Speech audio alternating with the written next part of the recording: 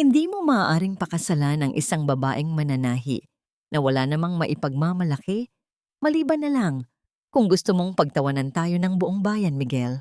Ang tinig ni Doña Elena ay matalim, tila isang punyal na humahawi sa katahimikan ng silid na inihanda para sa isang kasal na hindi na magaganap. Si Feli ay nakatayo sa likod ng mabigat na pintong kahoy. Ang kanyang mga kamay ay mahigpit na nakayakap sa isang bordadong panyo na may burang inisyal nila ni Miguel. Dala niya ito para ilagay sa ibabaw ng kanilang unan bilang isang sorpresang alay, ang huling hibla ng pagmamahal na kanyang iningatan. Ma, I told you, I only want Feli. She understands me better than anyone. Ang boses ni Miguel ay pilit. Walang lalim, walang paninindigan. Para siyang nagsasalita tungkol sa isang lumang gamit na sawa na siya at handa nang itapon. Hindi tungkol sa babaeng nangakong makakasama niya sa hirap at ginhawa. Tumingin si Feli sa kanyang sariling mga kamay, mga daliring magaspang, puno ng maliliit na sugat mula sa karayom na ilang taon niyang tiniis para lang makatulong sa pamilyang ito. Inialay niya ang kanyang kabataan para sa pangarap na magkaroon ng sariling pamilya. Ngunit sa sandaling ito, ang malambing na halakhak ng ibang babae mula sa loob ng silid ay sapat na para gumuho ang lahat. Huwag kang tanga, Miguel. Look at her. Even the gown she's wearing, gawa lang sa mga retaso mula sa sarili niyang shop. She brings nothing to the table. Samantalang si Clara, she is the daughter of our biggest investor. Pumili ka o pareho tayong mawawalan ng lahat. Hindi na hinintay ni Feli ang sagot ni Miguel. Naramdaman niya ang isang matinding pamamanhid sa kanyang dibdib. Tila may humahawak sa kanyang puso at pilit itong pinipiga hanggang sa mamatay ang anumang natitirang pag-asa. Ang panyong bordado sa kanyang kamay ay nalaglag sa sahig, walang ingay. Ngunit ang tunog ng pagkabasag ng kanyang pagkatao ay parang kulog na yumanig sa kanyang buong pagkatao.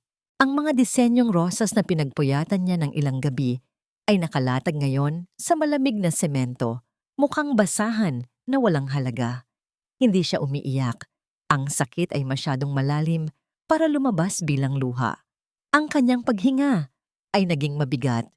Tila ninanakawan siya ng hangin sa sariling silid. Binalikan niya ang mga alaala ng mga gabing. Nakayuko siya sa harap ng makinang panahi.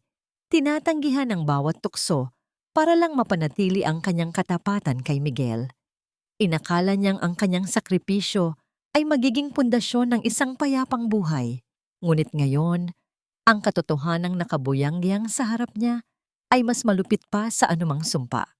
Si Miguel ay hindi siya pinagtanggol. Ang kanyang katahimikan ang pinakamatalim na talim na pumutol sa huling hibla ng paniniwala ni Feli sa tao. Napaatras si Feli. Ang kanyang kamay ay kumapa sa pader para humanap ng suporta. Ngunit kahit ang malamig na semento ay tila tumatanggi na damayan siya. Sino siya sa bahay na ito? Isang katulong? Isang bayarang mananahi? O isang kasangkapan na lipas na ang panahon? Tumingin siya sa kanyang mga kamay, ang mga kamay na nagtahi ng magagandang kasuotan para sa ibang tao. Ngunit hindi kayang itahi ang sariling dignidad na pilit na niyuyurakan. Ang katotohanan ay mas masakit kaysa sa anumang sampal. Minahal niya ang isang lalaking ang tanging sukatan ng halaga ay pera. At naglingkod siya sa isang pamilyang itinuring siyang basura. Pagmulat ng kanyang mga mata bukas, ano pa ang matitira sa isang babaeng winasak ng sarili niyang mga pangarap? O hahayaan na lang ba niyang tuluyang lamunin siya ng mga retasong tela ng nakaraan?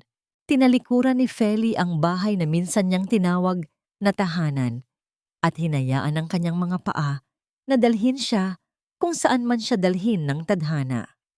Ang ulan ay bumuhos ng walang babala. Tila ang langit mismo ang umiiyak para sa kanyang kahihiyan.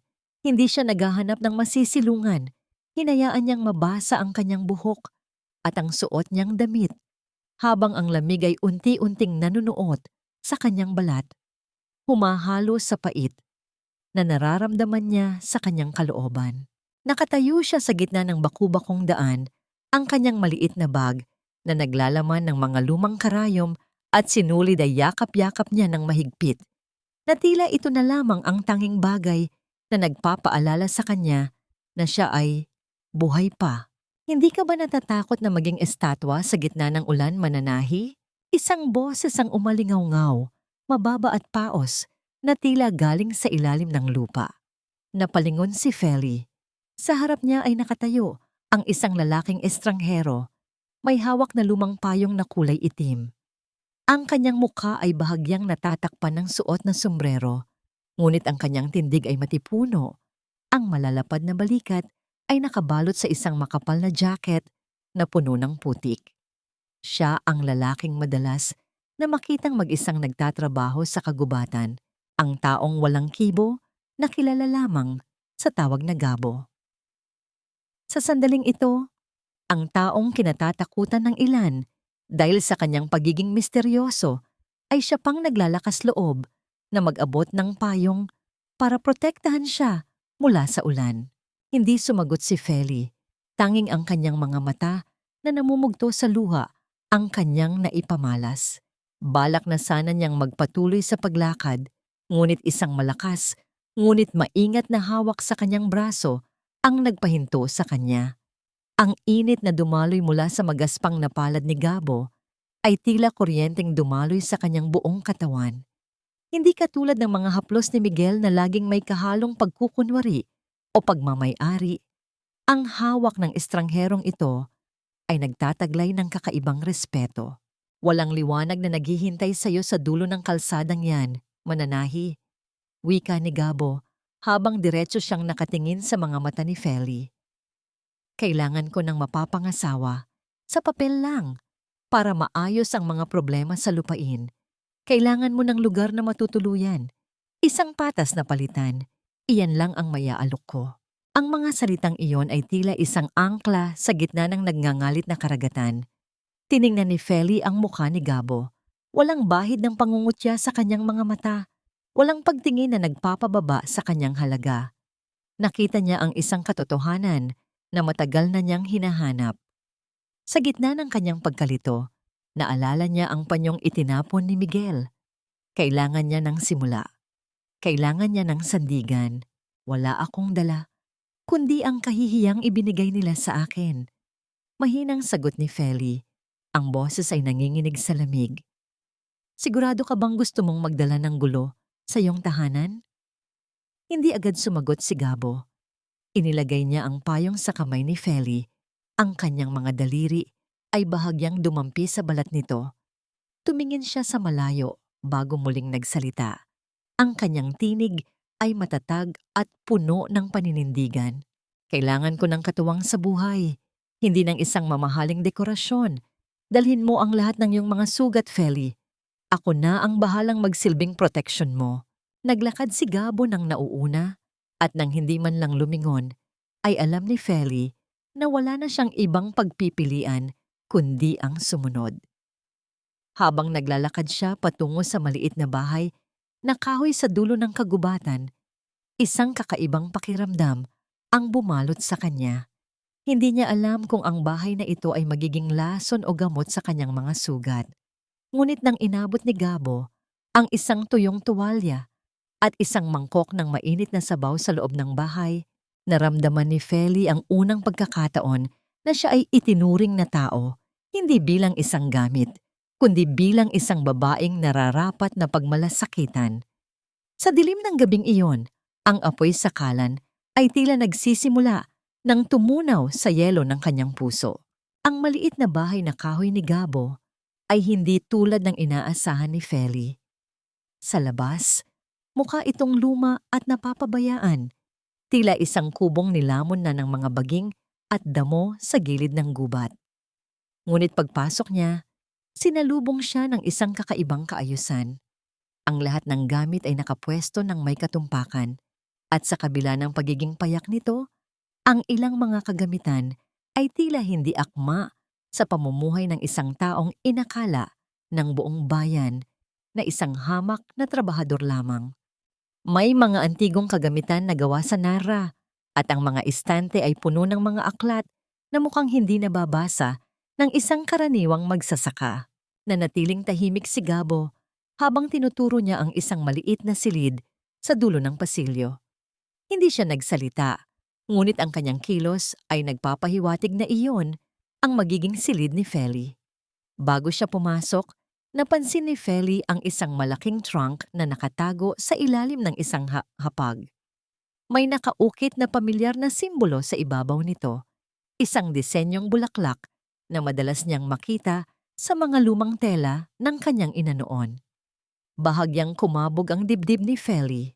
Paano napunta ang disenyong yon sa bahay ng lalaking ito? Huwag mong lalampasan ang hangganan ng silid na yan sa gabi. Babala ni Gabo nang hindi siya tinitingnan. Ang kanyang boses ay malamig. Isang paalala na ang kanilang kasunduan ay may mga hangganan. Pagkatapos ay kinuha niya ang kanyang jacket at lumabas muli ng bahay.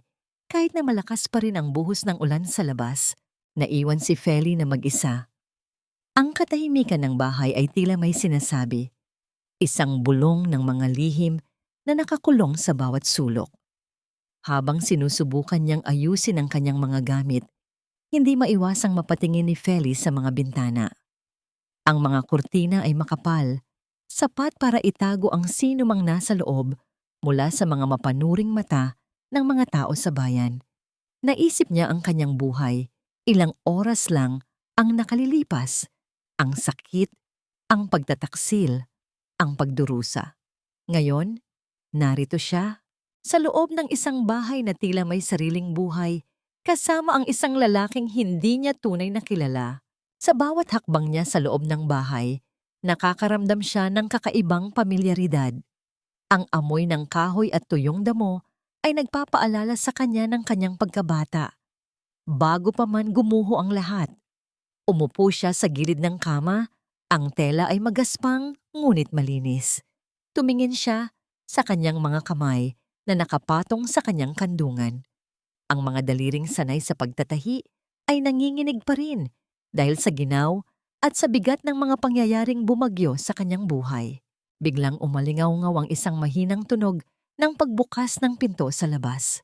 Mabilis na nagtago si Feli sa ilalim ng kumot. Narinig niya ang mabibigat na yabag ni Gabo na naglalakad ng pabalik-balik sa salas. May kinuha itong isang bagay na tila bakal. Marahil ay isang susi o isang kasangkapan na tumama sa mesa ng may malakas na kalansing. Pagkatapos, ang lahat ay naging tahimik muli. Hindi nakatulog si Feli. Sa bawat pagpatak ng ulan sa bubong, iniisip niya kung sino ba talaga si Gabo. Ang lalaking ito na nag-alok sa kanya ng proteksyon ay tila nagtatago ng higit pa sa isang simpleng buhay. Ang pagkakakilanlan ng lalaking ito ay isang palaisipan na unti-unti niyang binubuksan at sa gitna ng kanyang paghihirap, ang kuryosidad na ito ang naging tanging dahilan kung bakit siya nakaramdam ng pag-asa. Sa gitna ng dilim, pinangako ni Feli sa kanyang sarili, hindi siya mananatiling biktima.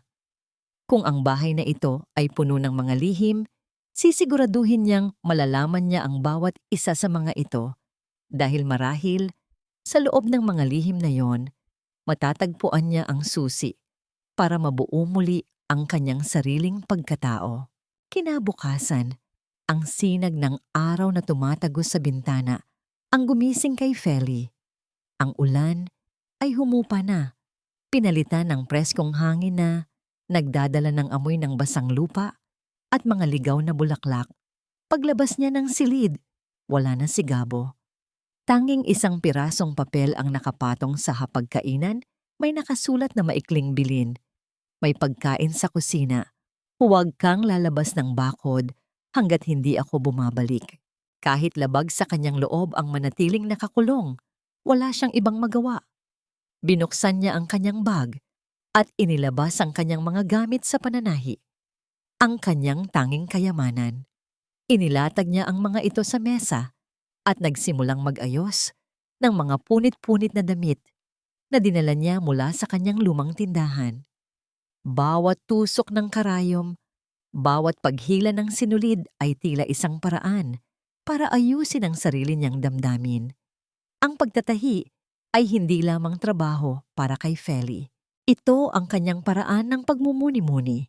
Habang abala siya sa pagtatabas ng isang lumang tela, narinig niya ang isang mahinang katok sa pinto. Hindi iyon ang yabag ni Gabo. Ang katok ay mabilis at walang pasensya. Feli! Nandyan ka ba? Alam naming nandyan ka. Boses iyon ni Aling Marta, ang tsismosang kapitbahay na dati niyang suki. Ramdam ni Feli ang pagbilis ng tibok ng kanyang puso. Kung papasukin niya ito, siguradong kakalat ang balita na narito siya sa bahay ng misteryosong si Gabo. Ngunit kung hindi niya ito pagbubuksan, baka maghinala pa lalo ang mga tao. Dahan-dahan niyang binuksan ang pinto ng bahagya. Bumungad sa kanya ang mukha ni Aling Marta na puno ng pangungutya at kuryosidad. Sa likod nito, nakita niya ang ilang mga babae mula sa bayan na nakatingin sa bahay ni Gabo na tila isang pelikulang palabas. "Oh, nandyan ka pala," wika ni Aling Marta, pilit na sumisilip sa loob ng bahay. "Totoo nga ang balita? Pinatira ka ng lalaking ito rito. Ano ba ang ginagawa mo sa isang taong tulad niya? Alam mo bang maraming bali-balitang hindi maganda ang nangyayari sa mga babaeng lumalapit sa kanya?" Huminga ng malalim si Feli. Ang pait na naramdaman niya noong nakaraang gabi ay unti-unting napalitan ng isang kakaibang lakas. Hindi na siya ang Feli na laging yumuyuko at humihingi ng paumanhin. "Aling Marta, ang trabaho ko ay manahi, hindi makipagtsismisan," sagot ni Feli nang may kalmadong tinig, bagamat nararamdaman niya ang panginginig ng kanyang mga kamay. "At kung ano man ang ginagawa ko sa loob ng bahay na ito, buhay ko iyon at wala kayong kinalaman." Nagulat si Aling Marta sa sagot ni Feli. Hindi ito ang mahiyain at sunod-sunuran na babaeng kilala nila. Bago pa man makapagsalita ang matanda, mabilis na isinara ni Feli ang pinto. Ramdam niya ang galit ng mga tao sa labas, ang mga bulong at tawanan, ngunit sa loob ng bahay, nakaramdam siya ng kaunting gaan. Bumalik siya sa kanyang lamesa. Kinuha niya ang isang piraso ng mamahaling tela na itinago niya noon. Isang telang dapat sana ay para sa kanyang wedding gown. Hinawakan niya ang gunting. Sa bawat paggupit, unti-unti niyang binabago ang disenyo. Hindi na ito magiging damit pangkasal para sa isang lalaking traidor. Ito ay magiging isang obra maestra na magpapatunay na kahit basahan ang tingin ng mundo sa kanya, kaya niyang gumawa ng isang bagay na may halaga. Sa gitna ng kanyang pagtatrabaho, naramdaman ni Feli ang isang presensya sa likuran niya. Hindi siya lumingon. Alam niyang si Gabo na yon. Ang lalaki ay nakatayo sa madilim na bahagi ng salas, pinapanood ang bawat galaw ng kanyang mga kamay. Hindi man niya nakikita ang mukha nito, ramdam ni Feli ang titig ni Gabo, isang titig na puno ng paghanga at pag-unawa. Sa unang pagkakataon, hindi siya nakaramdam ng pangamba sa piling ng lalaking ito. Ilang araw na ang nakalipas mula nang manirahan si Feli sa bahay ni Gabo. Sa kabila ng mga bulong-bulungan sa labas, mas pinili niyang mag-focus sa kanyang sining. Ang kanyang mga kamay, na dati nanginginig sa tuwing maririnig ang pangalan ni Miguel, ay ngayon ay matatag na humahawak sa mga karayom at makukulay na sinulid. Ngunit isang umaga, nang kailanganin niyang bumili ng karagdagang materyales sa bayan, hindi niya maiwasang harapin ang mga anino ng kanyang nakaraan. Habang naglalakad siya sa palengke, biglang huminto ang isang mamahaling sasakyan sa kanyang tabi. Bumukas ang bintana at bumungad ang mukha ni Doña Elena, ang babaeng sumira sa kanyang buhay. Kasama nito si Miguel, na umiwas ng tingin nang magtama ang kanilang mga mata. "Feli, ang akala ko ba ay umalis ka na sa bayang ito para hindi na tayo mapahiya?" Wika ni Doña Elena, ang boses ay puno ng mapait na pangungutya habang pinagmamasdan ang suot ni Feli. Isang simpleng damit na siya mismo ang nagtahi. Malayo sa karangyaan ng mga kasuotan ng mga nasa loob ng sasakyan. Hindi ko po kailangang umalis dahil wala naman po akong ginawang masama, Doña Elena. Sagot ni Feli ng diretso ang tingin sa mata ng matanda. Hindi na siya ang babaeng luluhod para humingi ng patawad sa mga kasalanang hindi naman niya ginawa. Tumawa ng sarkastiko si Doña Elena. Wala kang ginawa? Nakalimutan mo na ba ang mga ninakaw mo? Ang mga utang na loob na hindi mo kailanman mababayaran? Miguel, sabihin mo sa kanya kung gaano siya kawalang halaga. Si Miguel ay huminga ng malalim. Pilit na pinapatag ang kanyang boses. Feli, please, wag mo na kaming gipitin. Bumalik ka na lang sa kung saan ka galing. Mas magiging maayos ang lahat kung hindi na tayo nagkikita. Ang bawat salita ni Miguel ay parang mga latay sa balat ni Feli, ngunit hindi na ito ang latay na nagpapaibig o nagpapalungkot sa kanya. Ang mga ito ay naging mga pilat na lamang, matigas at hindi na maramdaman. Ang nakaraan ay nakabaon na, Miguel, sagot ni Feli nang may malamig na ngiti. Kayo ang takot na makita ang katotohanan dahil alam ninyong ang bawat tahi ng pamilya ninyo ay gawa sa kasinungalingan.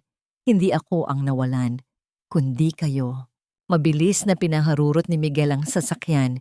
Iniwan si Feli sa gitna ng alikabok ng kalsada. Ramdam ni Feli ang panginginig ng kanyang mga kamay, hindi dahil sa takot, kundi dahil sa dami ng emosyong pilit na kumakawala. Sa di kalayuan, nakita niya si Gabo na nakasandal sa isang poste, tahimik na pinagmamasdan ang buong pangyayari. Hindi ito lumapit, ngunit ang presensya nito ay tila isang pader na humaharang sa anumang pinsalang nais iparamdam sa kanya ng mundo. Pag-uwi nila sa bahay, tahimik ang hangin. Kinuha ni Feli ang kanyang mga gamit sa pananahi, ngunit sa pagkakataong ito, ang kanyang mga kamay ay hindi na nakatuon sa mga lumang damit. Kinuha niya ang telang gagamitin niya para sa darating na patimpalak sa bayan. Habang pinapanood siya ni Gabo mula sa malayo, nagsalita ito sa unang pagkakataon ng mahaba. Ang nakaraan ay isang telang hindi na maaaring tahiin muli, Feli. Huwag mong piliting itama ang mali kung ang kapalit nito ay ang iyong sariling pagkatao. Ang kailangan mo ay isang bagong disenyo. Napatingin si Feli sa lalaking itinuturing niyang estranghero. Ngunit ngayon ay tila nakikita na niya ang isang bahagi ng kanyang sarili sa pagkatao nito. Ang anino ng nakaraan ay hindi na sapat para takutin siya. Sa bawat pagtahi niya sa bagong tela, unti-unti niyang binubuo ang isang bagong Feli.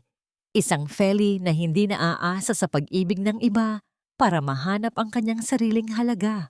Ang gabi ay balot ng katahimikan. Tanging ang tunog ng mga kuliglig sa labas ng kagubatan ang bumasag sa himbing ng paligid. Hindi makatulog si Feli. Ang mga alaala ng tagpong iyon sa palengke ay patuloy na naglalaro sa kanyang isipan, parang mga pelikulang pilit na ipinapalabas sa gitna ng kadiliman. Bumangon siya at naglakad patungo sa salas. Sa ilalim ng liwanag ng isang lampara, nakita niya si Gabo na nakaupo sa harap ng hapag. May hawak na isang lumang piraso ng bakal at isang tela. Maingat nitong pinapakintab ang bakal na tila ba isang napakahalagang kayamanan. Hindi niya napansin ang paglapit ni Feli hanggang sa bahagyang gumalaw ang sahig na kahoy sa ilalim ng kanyang mga paa. Hindi ka pa makatulog? Tanong ni Gabo nang hindi tumitingin. Ang boses nito ay mas malambot kaysa sa mga nakaraang araw. Umupo si Feli sa kabilang dulo ng mesa. Maraming bagay ang gumugulo sa isip ko. Gabo, bakit mo ako tinulungan? Bakit mo piniling pasukin ang buhay ng isang babaeng walang dala kundi gulo? Itinigil ni Gabo ang kanyang ginagawa. Ipinatong niya ang bakal sa mesa. Isang lumang tatak ng isang lumang makinang panahi. Dahil nakita kita noon, Feli, nung mga bata pa tayo, sa ilalim ng malaking puno ng mangga sa likod ng inyong bahay. Nakita kitang pinagtanggol ang isang batang lalaking inaalipusta ng ibang mga bata. Pinahiran mo ang sugat niya kahit na ikaw mismo ang napagalitan ng iyong ina. Natigilan si Feli. Ang mga alaala ng kanyang pagkabata ay mabilis na bumalik. Naalala niya ang batang lalaking iyon. Ang batang laging nakayuko, laging mag-isa, ang batang tinawag nilang batang gubat. Ikaw, ikaw ang batang yon? Pabulong na tanong ni Feli. Ang kanyang puso ay nagsimulang tumibok ng mabilis. Tumango si Gabo. Itinaas niya ang kanyang manggas, ipinapakita ang isang maliit na peklat sa kanyang braso, ang sugat na nakuha niya noong araw na yon.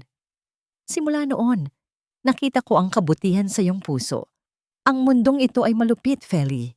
Pinaparusahan ito ang mga mabubuti at pinararangalan ang mga tuso.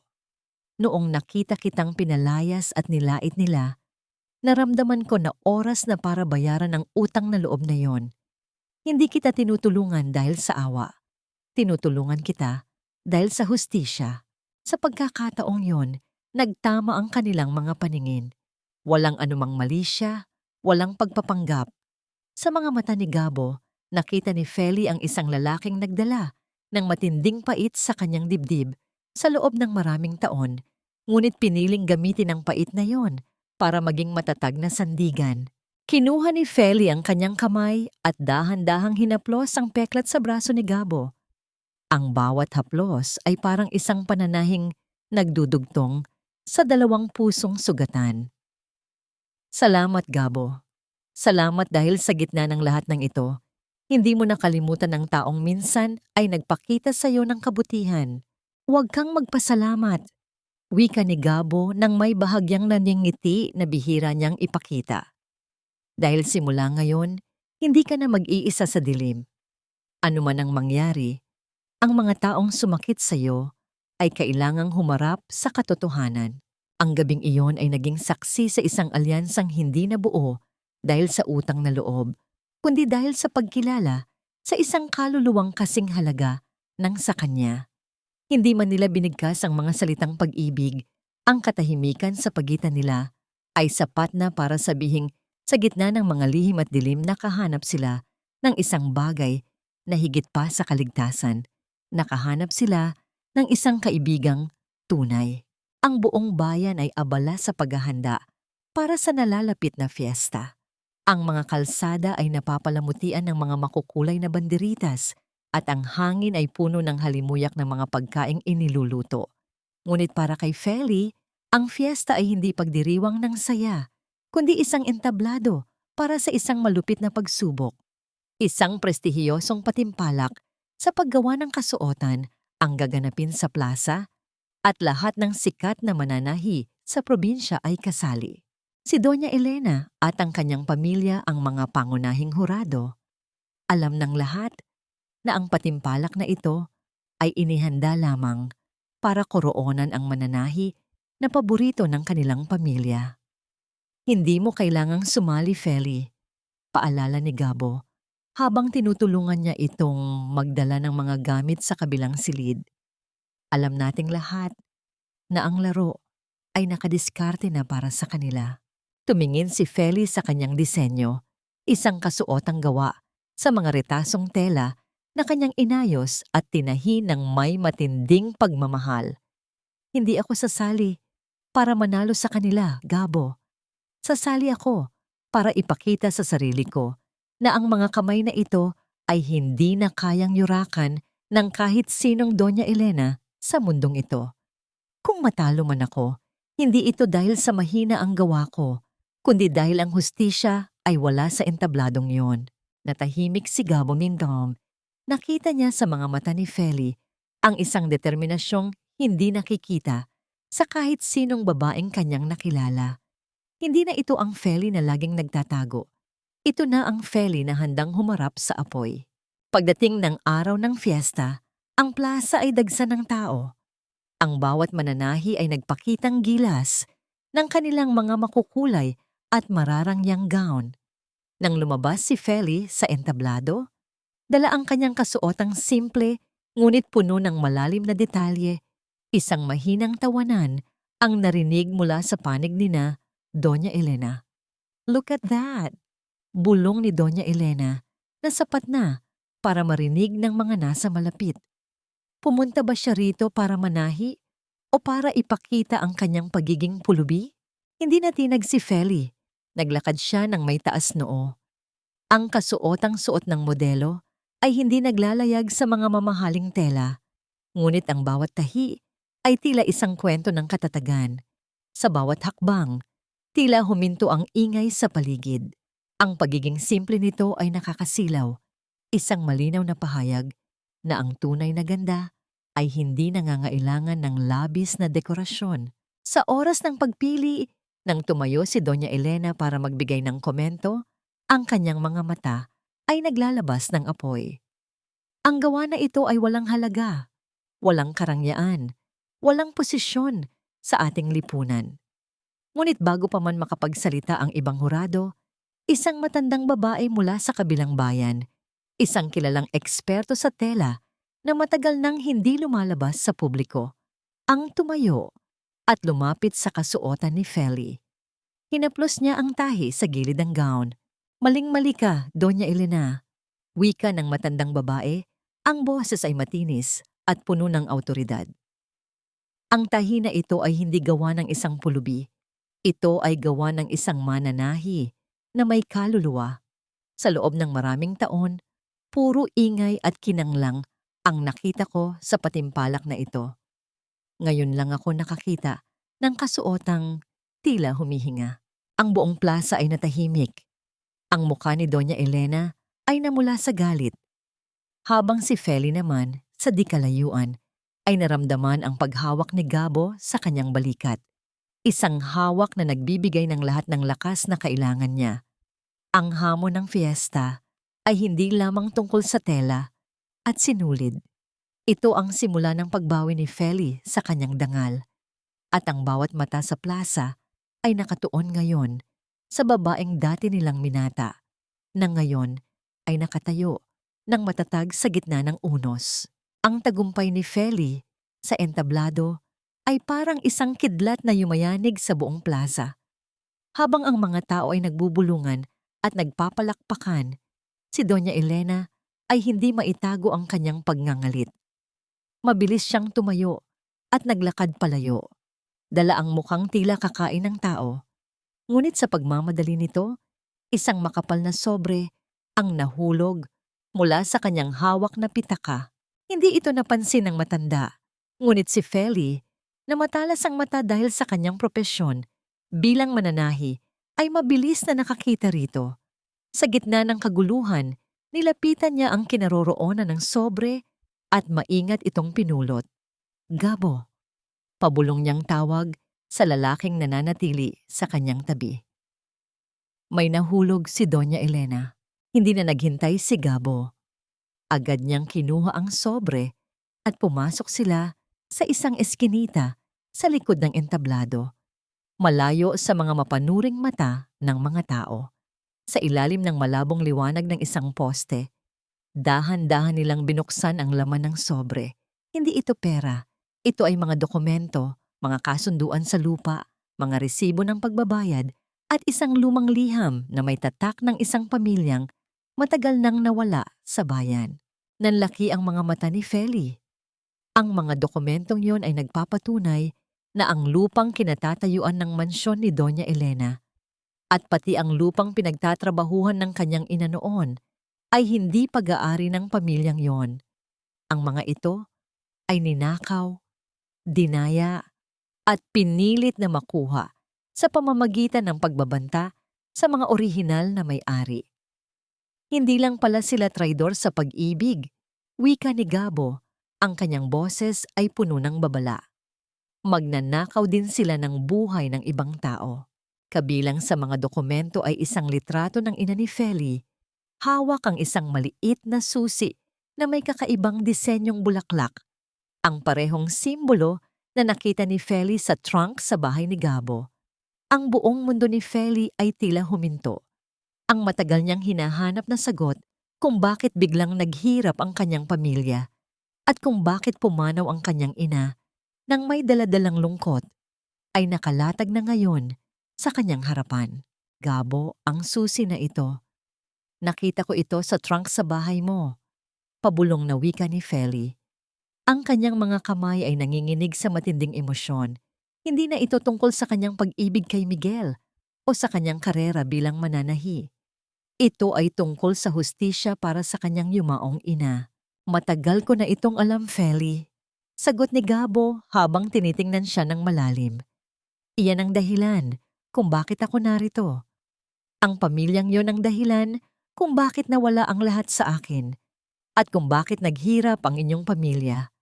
Hindi ko lang sinabi dahil ayaw kong madamay ka sa panganib.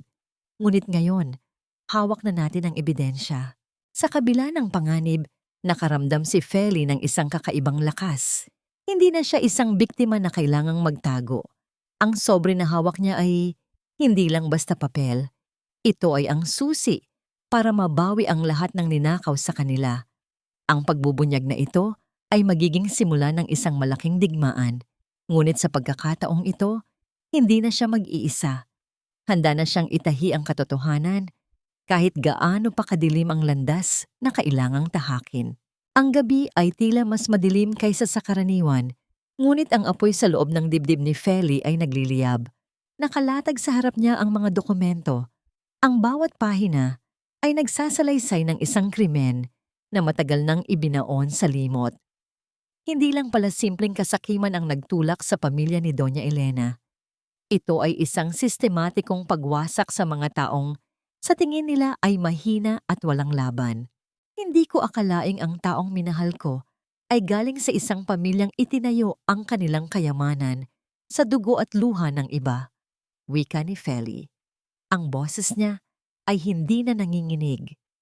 Ito ay matatag. Puno ng isang uri ng kapayapaang dulot ng malinaw na layunin. Huminga ng malalim si Gabo at naupo sa tabi niya. Maraming tao ang nakakaalam sa bayan, Feli, ngunit lahat sila ay takot. Ang kapangyarihan ni Doña Elena ay parang ugat ng punong balete.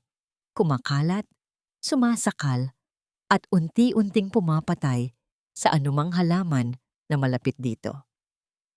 Kung gayon, kailangan nating putulin ang mga ugat na yon, sagot ni Feli habang maingat na inililigpit ang mga dokumento. Hindi na siya ang Feli na nagtatago sa ilalim ng kumot at umiiyak sa bawat pagkakataon. Ang bawat tahi na ginagawa niya ngayon ay hindi na lamang para sa kanyang kabuhayan. Ito ay bahagi ng isang mas malaking plano. Sa loob ng ilang araw, lihim niyang nakipag-ugnayan sa mga dating katrabaho ng kanyang ina sa asyenda.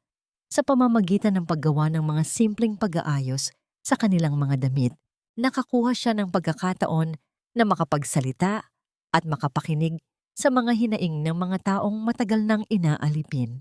Nalaman niya na hindi lamang ang kanyang pamilya ang nabiktima. Marami pala sa mga manggagawa ang nawalan din ng lupa dahil sa peking utang na ipinataw ng pamilya ni Doña Elena. Feli, delikado ito, paalala ni Gabo nang makita niyang nakikipag-usap ang dalaga sa mga magsasaka sa likod ng kanilang bakod. Alam ko, Gabo, ngunit kung hindi natin sisimulan ang pag-aalsa ng katotohanan, sino ang gagawa? Hahayaan na lang ba nating magpatuloy ang ganitong sistema? Sagot ni Feli. Tumingin siya sa malayo, patungo sa direksyon ng mansyon ng mga Villamor. Gagamitin ko ang entablado na ibinigay nila sa akin. Magtatakda ako ng isang fashion show, hindi para magpakitang gilas, kundi para maging daan ng mga boses na matagal nang pinatahimik. Ang pag-aalsa ni Feli ay hindi marahas. Ito ay isang pag-aalsa ng dangal at karapatan. Habang nagdidisenyo siya ng mga bagong kasuotan, isinasama niya sa bawat tahi ang mga kwento ng mga taong nabiktima. Bawat borda ay simbolo ng isang alaala na ninakaw. Sa bawat gabi na lumilipas, mas lumalalim ang ugnayan nilang dalawa ni Gabo. Hindi na lamang ito usapin ng utang na loob. Ito na ay pag-iisa ng dalawang pusong may parehong sugat at parehong hangaring makita ang hustisya. Ang mga lihim na dati naghihiwalay sa kanila ay nagiging mga tulay na nagpapatatag sa kanilang samahan. Naramdaman ni Feli ang titig ni Gabo habang abala siya sa kanyang makina. Isang titig na puno ng paghanga at pag-aalala. Sa gitna ng paparating na unos, nahanap ni Feli ang kanyang kapangyarihan. Hindi ito nagmumula sa ginto o posisyon, kundi sa katotohanang tangan niya. Isang katotohanang handa na niyang ibunyag sa harap ng buong bayan anuman ang maging kapalit. Hindi nagtagal, umabot sa pandinig ni Doña Elena ang mga bulong-bulungan tungkol sa mga kilos ni Feli. Ang mansyon ng mga Villamor na dati tahimik at mapagmataas ay naging pugad ng galit. Isang umaga, habang naglalakad si Feli sa sentro ng bayan, hinarang siya ng isang grupo ng mga tauhan na binayaran ng pamilya. "Hoy mananahi, akala mo ba ay hindi namin alam ang mga pinaggagawa mo?" Sigaw ng isa sa kanila, habang ang mga tao sa paligid ay nagbubulungan at lumalayo, takot na madamay sa gulo. Hindi natinag si Feli. Anong gulo? Ang pagsasalita ng katotohanan ba ay itinuturing ninyong gulo? Katotohanan, puro kasinungalingan ang ikinakalat mo. Singhal ni Doña Elena na biglang lumabas mula sa isang mamahaling sasakyan. Ang kanyang mukha, na dati puno ng pekeng kabaitan, ay bakas na ngayon ang tunay na kulay. Isang babaeng handang pumatay ng dangal para lamang mapanatili ang kanyang kapangyarihan. Ipinapakalat mo sa mga tao na kami ang nagnakaw ng lupain. Mahiya ka sa sarili mo, Feli. Ikaw ang magnanakaw. Pinagnakawan mo ang pamilya namin ng oras at pagmamahal. At ngayon, gusto mo pang makuha ang aming karangalan. Ang gaslighting ni Doña Elena ay matalim. Ginamit niya ang bawat emosyon ng mga tao sa palengke upang baligtarin ang sitwasyon. Makinig kayong lahat. Ang babaeng ito ay isang masamang impluensya. Pinalayas namin siya dahil sa kanyang kawalan ng katapatan. At ngayon, nais niyang sirain ang reputasyon ng mga taong nagbigay sa kanya ng trabaho. Ang mga tao na natatakot sa impluensya ng mga Villamor ay nagsimulang mag-alinlangan. Ang ilan ay nagbulong ng mga salitang masasakit. Ang iba ay tumingin ng may pandidiri kay Feli. "Feli, sumuko ka na." Pang-aasar ni Miguel na lumabas din sa sasakyan.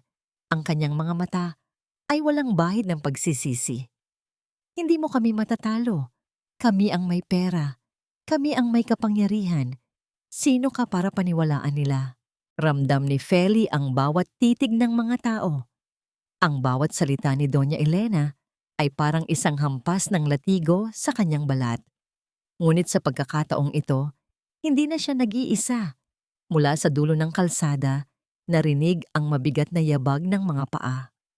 Si Gabo, kasama ang ilang mga dating manggagawa ng asyenda na dati takot magsalita, ay lumabas mula sa mga anino. Ang pera at kapangyarihan ay maaaring bumili ng mga tao, Doña Elena. Wika ni Gabo ng malakas.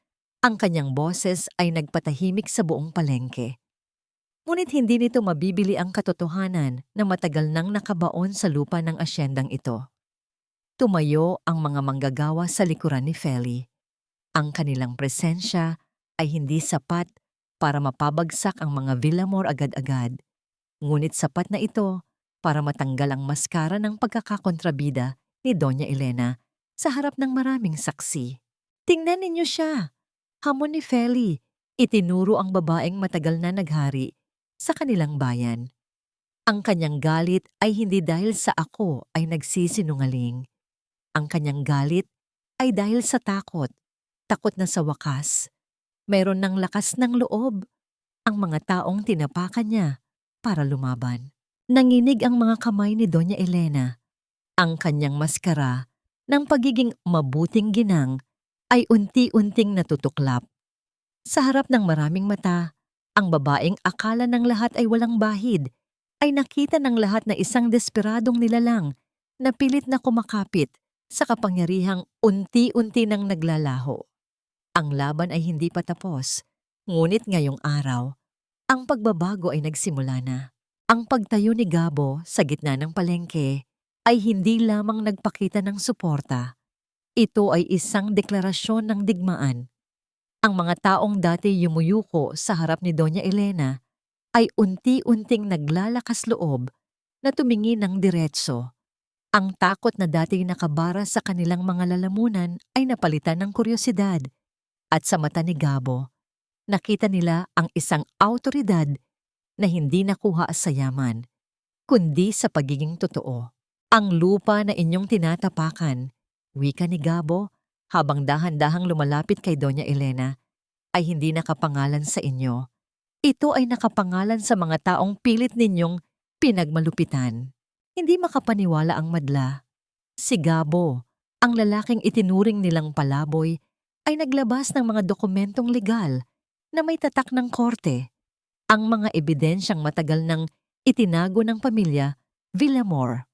Si Doña Elena ay tila nakakita ng multo. Ang kanyang mukha ay namutla. Ang kanyang mga kamay ay hindi mapakali.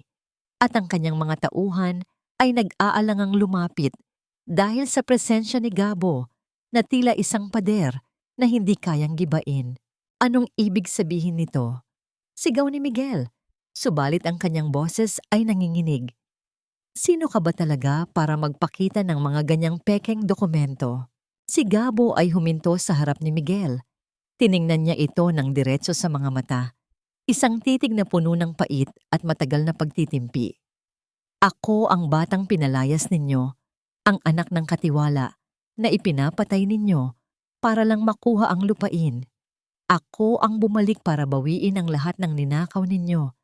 Hindi lang ang lupa, kundi ang dangal ng bawat taong inapi ninyo.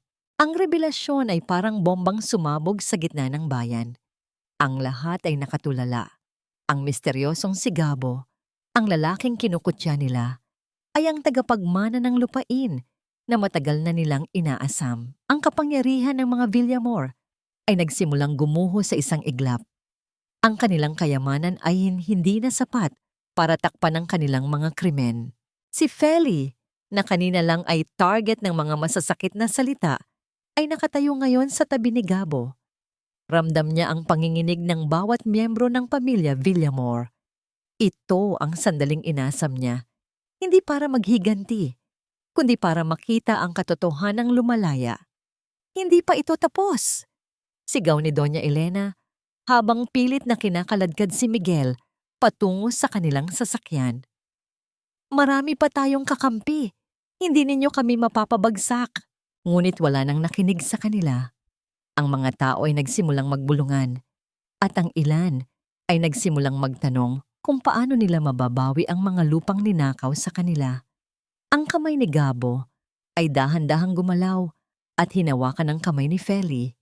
Ang init ng kanyang palad ay nagbigay ng katiyakan sa dalaga na sa gitna ng lahat ng ito, meron siyang sandigan na hindi kailanman bibitiw. Hindi ko ito ginawa para lang sa aking sarili, bulong ni Gabo sa tabi ng tainga ni Feli. Ginawa ko ito dahil alam kong sa mundong ito, ang mga taong tulad mo ang nararapat na makatikim ng tunay na hustisya. Ang palengke, na dati lugar ng kahihiyan para kay Feli, ay naging lugar ng kanyang pagbabalik. Ang bawat taong nakatingin sa kanila ay hindi na puno ng pangungutya, kundi ng paghanga.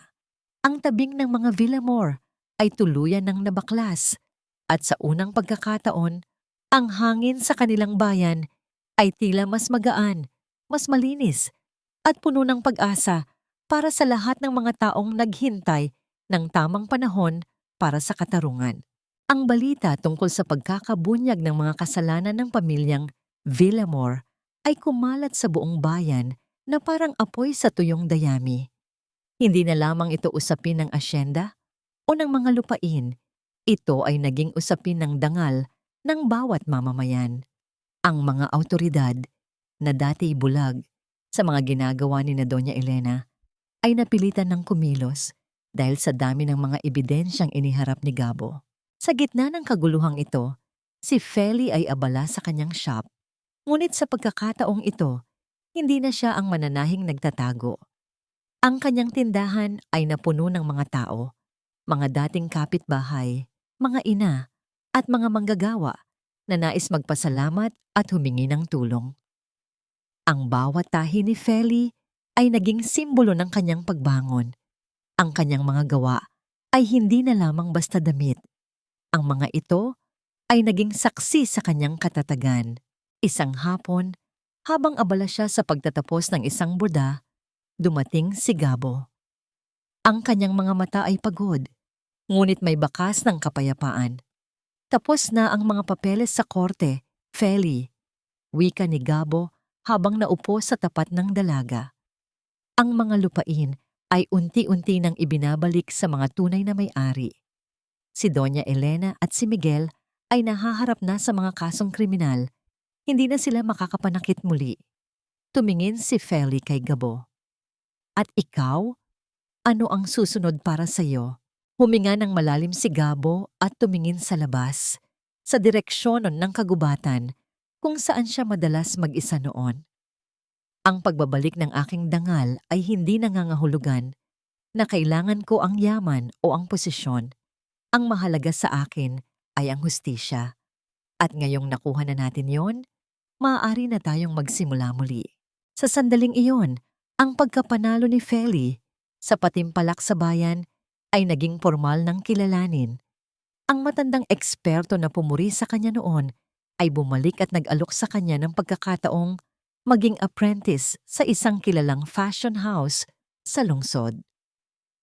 Ito ang pangarap ni Feli noon pa man, ang makilala, hindi bilang asawa ni Miguel o bilang isang mananahi sa probinsya, kundi bilang isang tunay na alagad ng sining.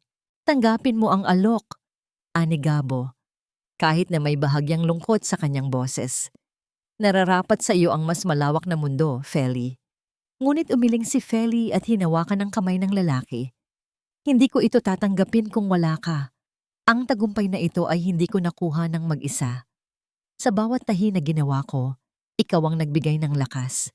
Ang dangal na ibinalik natin ay hindi lang para sa akin, kundi para sa ating dalawa. Sa loob ng shop, sa gitna ng mga tela at sinulid, ang pagbabalik ng dangal ni Feli ay hindi lamang isang personal na tagumpay. Ito ay pagpapatunay na ang pagkatao ay hindi nasusukat sa kung ano ang kinuha sa iyo, kundi sa kung paano mo binuo ang sarili mula sa mga sira. Ang mga Villamor ay nawala sa kapangyarihan, ngunit ang isang mas malalim at mas makabuluhang koneksyon ang nabuo sa pagitan ni Feli at Gabo. Isang koneksyong hindi mabubuwag ng anumang yaman o kamalian ng nakaraan. Ang bayan na dati mapanghusga ay nagsisimula nang yumakap sa isang bagong yugto. At si Feli, ang dating alipin ng opinyon ng iba, ay nakatayo na ngayon bilang isang malayang babae. Handang harapin ang hinaharap na may hawak na karayom ng katarungan at tela ng pag-asa. Lumipas ang ilang buwan at ang dati magulong bayan ay tila nakahanap na ng bagong timpla ng kapayapaan. Ang mansyon ng mga Villamor ay nabenta na para bayaran ang mga pinsalang idinulot nila sa mga magsasaka at ang bawat pamilyang nabiktima ay unti-unti nang nakakabangon. Ngunit para kay Feli, ang pinakamalaking pagbabago ay hindi ang mga pisikal na nangyari, kundi ang kalayaan ng kanyang puso. Isang hapon, habang naglalakad sila ni Gabo sa pampang ng ilog, ang lugar kung saan dati nagtatago si Feli sa kanyang mga luha, ay tumigil sila sa ilalim ng malaking puno ng nara. Ang simoy ng hangin ay banayad, nagdadala ng kapayapaan na matagal na nilang inaasam. Gabo, tawag ni Feli. Ang kanyang boses ay puno ng kuryosidad. Noong mga panahong nasa ilalim tayo ng hirap, noong halos wala tayong makain at puro alinlangan ang bumabalot sa atin, naisip mo ba na darating ang araw na ito? Na darating ang araw na malaya na tayo sa mga anino ng nakaraan? Tumingin si Gabo sa daloy ng tubig. Ang kanyang mga mata, na dati puno ng puot at pagbabantay, ay payapa na ngayon. Sa totoo lang, Feli, ang tanging naisip ko lang noon ay kung paano kita mapoprotektahan. Ang hustisya ay naging layunin ko, ngunit ikaw ang naging dahilan kung bakit ako nagpatuloy. Ang paglaya mo ang naging susi ng aking sariling paglaya. Ramdam ni Feli ang bawat salita. Ang kanilang ugnayan ay hindi na lamang nakabatay sa utang na loob. Ito ay naging isang malalim na pagtitiwala, isang telang hinabi mula sa mga karanasan, sa sakit at sa tagumpay na pinagsaluhan nila. Marami ang nagtatanong sa akin kung bakit hindi ako lumisan sa bayang ito para simulan ang lahat ng bago, dagdag ni Feli. Ngunit naisip ko, ang bayang ito ang saksi sa aking pagkawasak. Kaya nararapat lamang na ito rin ang maging saksi sa aking pagbangon. Humarap si Gabo kay Feli. Ang kanyang mga kamay ay dahan-dahang hinawakan ang mga kamay ng dalaga. Walang kailangang sabihing malalalim na salita. Sapat na ang init ng kanilang mga palad at ang lalim ng kanilang mga titig. Sa sandaling iyon, naramdaman ni Feli ang isang uri ng pag-ibig na hindi nakakasakal, kundi nagbibigay ng espasyo para sa paglago. Hindi na siya ang babaeng kailangang maging perpekto para mahalin. Si Gabo ay nagmahal sa kanya noong siya ay sira, noong siya ay lugmok, at ngayon na siya ay buo na. Lalo pa nitong pinahahalagahan ang bawat piraso ng kanyang pagkatao. Hindi na tayo kailangang magtago. Ani Gabo, ang kanyang boses ay punong-puno ng pangako. Ang hinaharap natin ay hindi na nakatali sa mga lihim. Tayo na ang humahabi ng ating sariling tadhana. Sa paglubog ng araw, ang paligid ay nababalot ng kulay kahel at ginto. Ang bawat anino ay unti-unting naglalaho at sa kanilang paglalakad, pabalik sa bahay. Tila ba ang buong mundo ay nagbubukas ng pinto para sa isang bagong simula.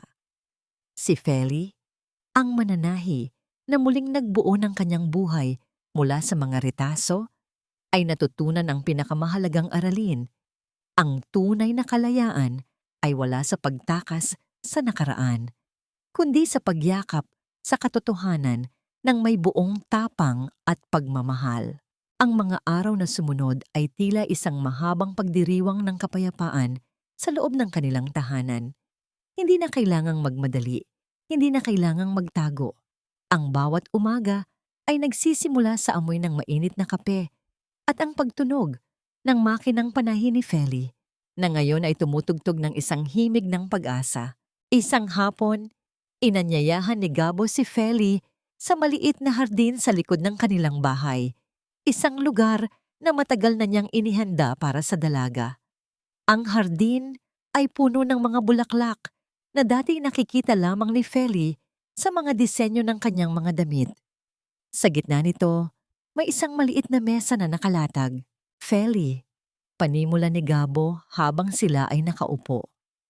Sa lahat ng mga panahong lumipas, maraming beses akong nagtanong sa sarili ko kung karapat-dapat ba ako sa isang taong tulad mo. Ang aking mga kamay ay sanay sa hirap at ang aking puso ay sanay sa pagtitiis. Ngunit mula nang dumating ka, natutunan kong ang bawat tahi ng buhay natin ay may layunin. Hinawakan ni Gabo ang kamay ni Feli. Ang kanyang mga mata ay nagniningning sa katapatan. Hindi ako marunong maghabi ng mga magagandang salita tulad ng mga lalaking nakilala mo noon. Ngunit ang bawat tibok ng puso ko ay isang pangako. Ang pangakong hindi kita pababayaan, hindi kita hahayaang mag-isa muli, at palagi kitang poprotektahan, sa hirap man o sa ginhawa. Hindi napigilan ni Feli ang pagpatak ng luha, ngunit hindi ito luha ng pait. Ito ay luha ng labis na kaligayahan. Inabot niya ang pisngi ni Gabo, hinaplos ito ng may pagmamahal. Gabo? Sagot ni Feli, ang boses ay mahina ngunit punong-puno ng sigurado. Hindi ko kailangan ng mararangyang salita. Ang nakita ko sa iyo noong mga panahong lugmok ako at ang suportang ibinigay mo noong lahat ay tinalikuran ako. Iyan ang pinakamagandang pangako na matatanggap ko. Hindi natin kailangan ng mamahaling singsing para pagtibayin ang ating sumpaan. Ang ating pagmamahalan ay ang pinakamatibay na tahi na hindi kailanman mapupunit ng kahit anong bagyo. Sa ilalim ng dapit hapon, nagpalitan sila ng pangako sa harap ng kalikasan. Walang malaking seremonya, walang marangyang pagtitipon, ngunit ang kanilang sumpaan ay mas matatag pa sa anumang kontrata. Sa sandaling iyon, ang distansya sa pagitan nila ay naglaho at ang kanilang mga puso ay naging isa. Ang kanilang pagiging magkasama ay hindi na lamang isang kasunduan. Ito ay naging isang buhay na patunay na ang tunay na pag-ibig ay hindi natatagpuan sa mga perpektong pagkakataon, kundi sa pagpili sa isa't isa sa kabila ng lahat ng mga pagkakamali at sugat ng nakaraan. Sa bawat haplos ng hangin, ang kanilang mga sumpaan ay tila nakaukit sa bawat dahon at bulaklak ng kanilang munting hardin, isang matamis na simula ng isang buhay na tunay na malaya at tunay na buo. Ang paglipas ng panahon ay tila isang mabilis na pag-ikot ng makina. Ngunit para kay Feli, ang bawat segundo ay mahalaga. Ngayon, hindi na siya ang mananahi na nagtatago sa dilim.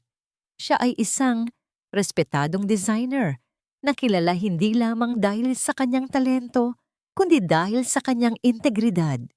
Ang kanyang maliit na shop ay naging sentro ng pag-asa para sa mga kababaihang nagnanais ding bumangon mula sa kanilang sariling mga sugat. Isang umaga, habang nag-aayos si Feli ng kanyang mga gamit para sa isang paglalakbay patungo sa lungsod upang ipakita ang kanyang pinakabagong koleksyon, pumasok si Gabo sa silid. Bitbit nito ang isang frame na may laman ng unang borda na ginawa ni Feli noong mga unang araw niya sa bahay na ito. Ang disenyong rosas na muntik na niyang itapon noon. Tingnan mo ito, ani Gabo, habang isinasabit ang frame sa dingding. Ito ang paalala na ang lahat ng ganda ay nagmumula sa mga bagay na akala natin ay wala ng halaga. Ngumiti si Feli. At ikaw ang paalala na ang tunay na lakas ay hindi nasusukat sa kung gaano kadami ang iyong ari-arian, kundi sa kung paano ka nanatiling tapat sa iyong mga prinsipyo. Sa labas, ang bayan ay nagbago na rin. Ang mga bata ay nakakapag-aral at ang mga magsasaka ay masaya na sa kanilang mga lupain. Ang pangalan ng mga Villamor ay tila isang malabong alaala na lamang. Isang babala na hindi kailanman magtatagumpay ang kasamaan sa katagalan. Bago sila umalis patungo sa lungsod, muling binisita ni Feli at Gabo ang puntod ng ina ni Feli. Nag-alay sila ng mga bulaklak at tumahimik sandali. Hindi na kailangang humingi ng tawad. Sapat na ang malaman na ang hustisyang hinangad ng kanyang ina ay natamasa na nila. Ang bawat hibla ng kanilang buhay ngayon ay tila isang bagong burda, makulay, matatag, at punong-puno ng kwento. Habang nakasakay sila sa sasakyan patungo sa bagong yugto ng kanilang buhay, hinawakan ni Gabo ang kamay ni Feli. Hindi na ito ang kamay ng isang estranghero na nag-aalok ng proteksyon, kundi ang kamay ng isang kasama sa buhay na handang tumanda sa kanyang tabi. "Handa ka na ba?" tanong ni Gabo. "Handa na," tugon ni Feli. Tumingin siya sa malayo, sa abot-tanaw kung saan ang liwanag ng araw ay tila isang gintong sinulid na naghihintay na tahakin nila. Ang kanilang paglalakbay ay hindi na tungkol sa pagtakas, kundi tungkol sa pagyakap sa bawat pagkakataon. Si Feli, na dating nalunod sa mga retaso ng nakaraan, ay nakatagpo na ng kanyang sariling tela. Isang tela na matibay, marangal, at higit sa lahat, tinahi ng pag-ibig na walang hanggan. Ang bawat hakbang nila ay isang bagong borda, isang bagong simula na walang katapusan. Ang paglipas ng panahon ay tila isang telang hinabi ng may pag-iingat at pagmamahal. Sa pagbabalik tanaw, ang bawat sugat na dati nagpapadugo sa puso ni Feli ay nagsisilbi na lamang na mga marka ng kanyang katatagan. Ang paglalakbay na ito ay hindi naging madali, ngunit ito ay naging mapagpalaya.